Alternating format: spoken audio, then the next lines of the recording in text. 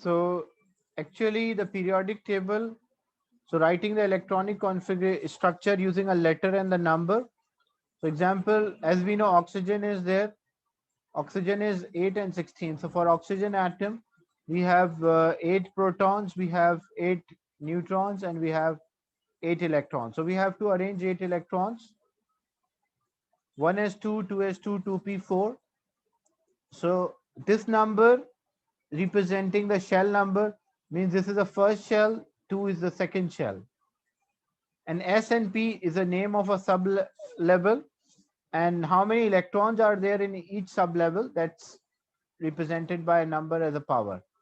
And using a spin diagram or electron in a box model, so we have 1s which is having 2 electron, then we have 2s which is also having 2, then 2p. Here they give for fluorine, but what happened for 2p, it is having 4 electron. So how these 4 electrons will arrange in case of, so how these 4 electrons arrange in case of oxygen. So this is 1s, 2s, 2p. So first it will have 2 electron, one will rotate clockwise, another anti-clockwise. Then 2s2, one rotate clock, then 2p4. So first they will occupy singly, and then the fourth electron will be there, opposite spin, so that it can rotate and have opposite magnetic field, so it will have attraction. Then the whole periodic table is actually divided into subshells depending on, like example, this is called a p block element. Why it is called a p block element? If the last electron is in a p shell, we call that as a p block element. And where we can find the p block elements, we can find the p block element for group 3, 4, 5, 6, 7, and 8. So from group 3rd to group 8, these elements are called known as p block element.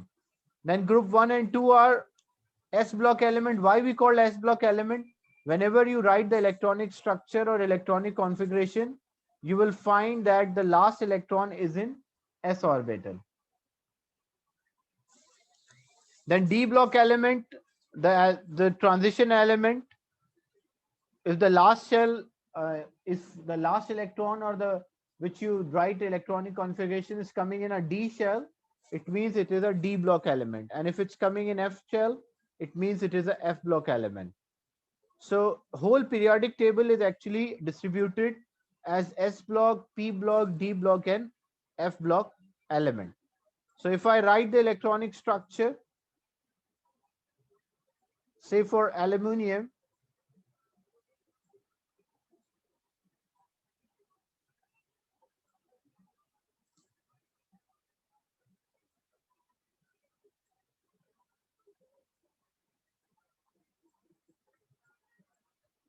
aluminum is 13 and 27. So it is 1s2, 2s2, 2p6,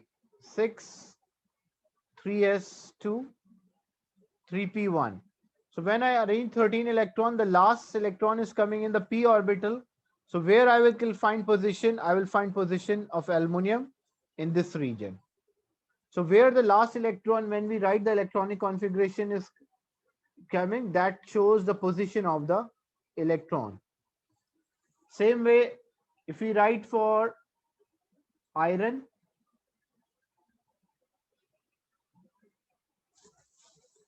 iron is Fe.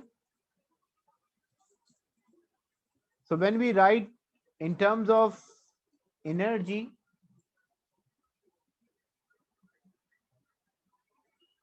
so iron is 26 and 56. So it will be 1s2, 2s2, 2p6, 3s2, 3p6, 4s2. So we arrange 20 electron, and then 3d, 6. So the last electron, when we write in terms of energy, is coming in a d orbital. So where we can find this? We can find in this region. So the whole periodic table is actually divided into blocks. If the last electron, when we write the electronic configuration, is coming in S shell, we call that as S block element. If it's in a P shell, we call P block element. If it's in a D subshell, D block element. And if it's an F subshell, we call them as F block element.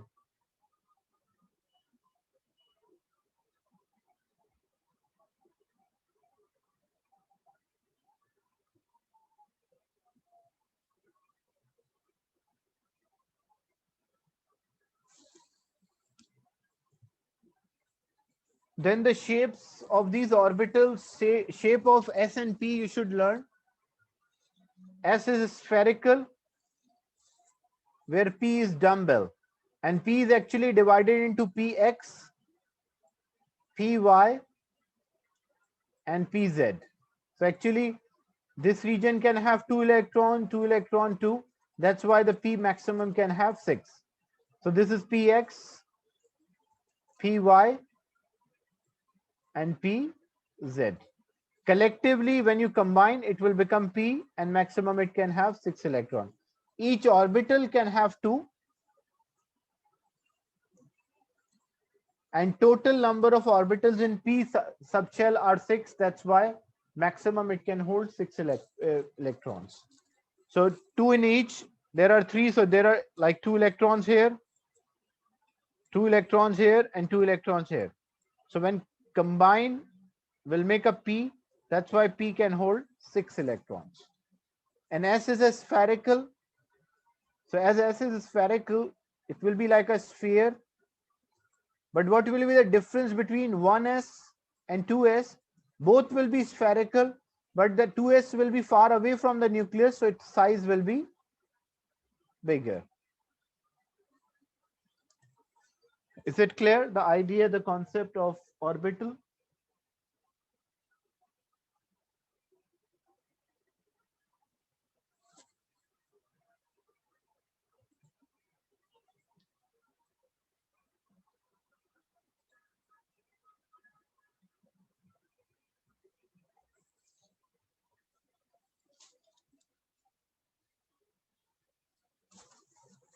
So I want you to write the electronic configuration for a practice, because the other part is related.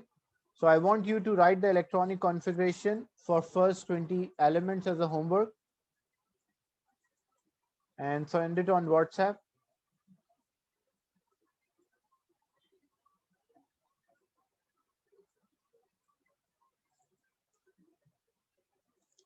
Of first 30 elements.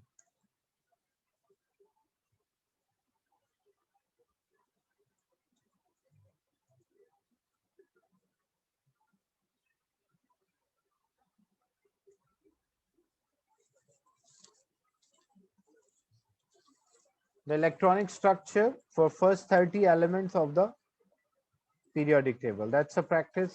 So as we discussed earlier, how to write the electronic structure. Then ionization energy. What is the ionization energy?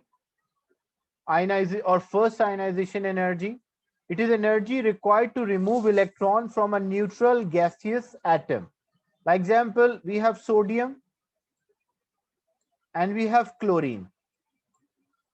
So ionization energy means when we have sodium atom in a gaseous state, or we have chloride atom also in a gaseous state, how much energy we supply to this sodium or we supply to this chlorine, so that they will lose their electron. So when they will lose electron, whenever anything, even it's a metal or a non-metal, the general tendency of a metal is to lose electron and non-metal is to gain electron. But the term ionization energy means energy required to remove electron from a neutral gaseous atom. So when we remove electron from sodium atom in a gaseous state, or we remove electron from chloride atom in a gaseous state, both will get a positive charge, and we remove one of the electrons. So what we call this? We call that as first ionization energy. You have to learn the definition. What is the meaning of first ionization energy? It is energy required to remove electron from a neutral gaseous atom. But what is second ionization energy? We already remove one of the electron from this sodium. So how much energy is required to remove another electron so that this sodium will get a +2 charge? So energy required to remove another electron from this sodium, that is called second ionization energy. If we remove another electron, what we call that as third ionization energy. So energy required to remove electron from a neutral gaseous atom. If we remove one electron, we call first ionization. If electron is already removed and we remove another electron from the singly positive charge ion in a gaseous state, we call that as second ionization energy. And what we observe in terms of group,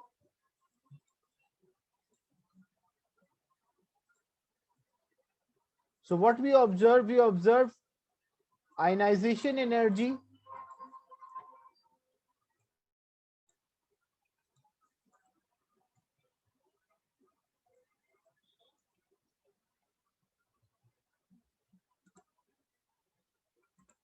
as we go down the group.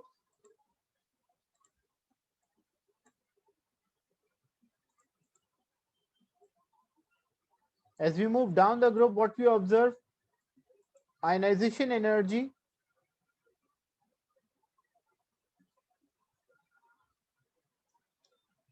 down the group decreases. What is the reason why we go down the group, the ionization energy decreases? Because the size of the atom is getting bigger.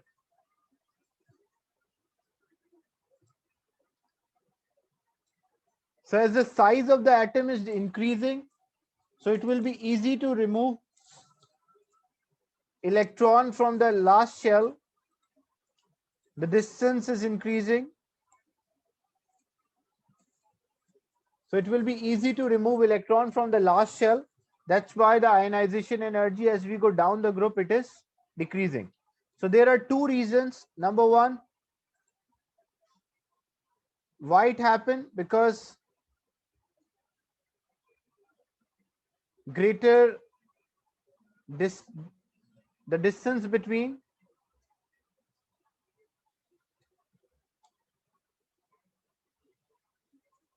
electron and nucleus increase. So less energy is required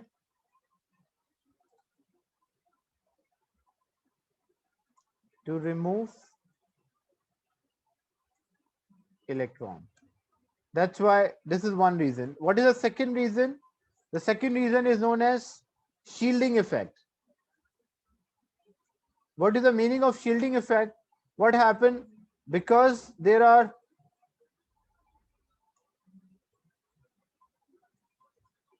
more electrons close near the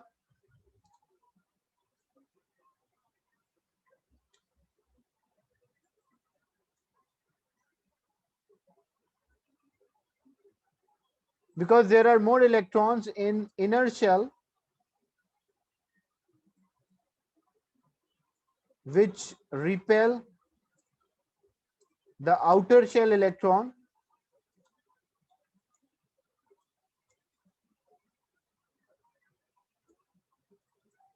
So it can be removed easily. What is the concept of a shielding effect? Like example, if this is a nucleus, so this is a nucleus for all these. But as you can see, as we go down the group, the number of shell increases. So this was having one shell inside. This is having two shells inside. This is having 3 shells inside. And each of these shells, what they have electron. So this will have 2 electrons. This will have 8 electron.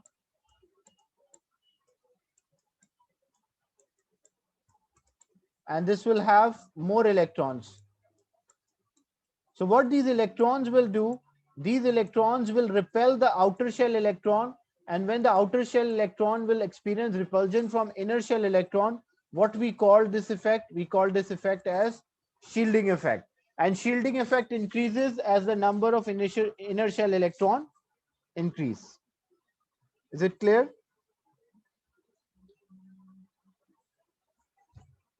Is it clear, this idea about the shielding effect?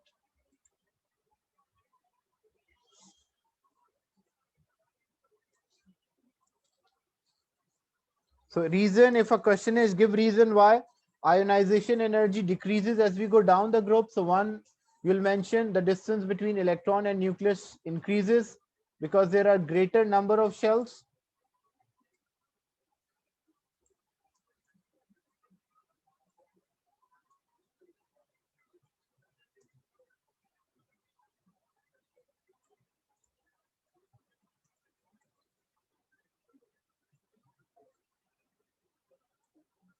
And the second reason is about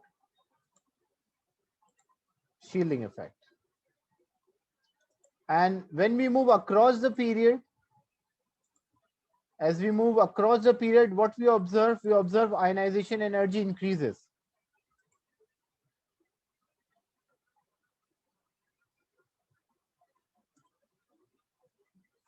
Why the ionization energy increase as we move across the period? Because the size of atom is getting smaller and the charge on the nucleus is more. So the nuclear charge is increasing and the size is, so if a question is why it increases, because nuclear charge means it's about protons. So example, if this was having 1 proton, this will have 2 protons, this will have 3 protons in the nucleus and 4 protons. So what's the reason? Because greater nuclear charge and small atom size increase attraction between nucleus and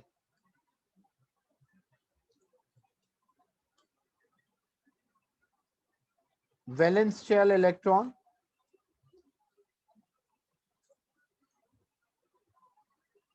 So it requires greater amount of energy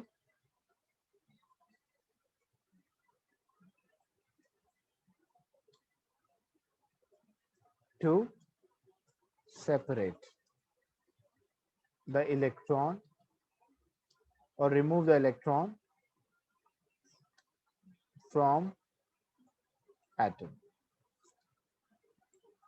So these are the reasons which you have to learn, why the ionization energy decrease as we go down and why it increases as we move across the period.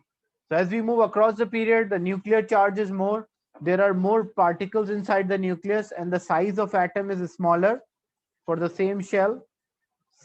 So it is closer, so greater attraction, which result in higher ionization energy. Is it clear? This concept of ionization energy and the trend in ionization energy down the group and across the period. Any doubt in this?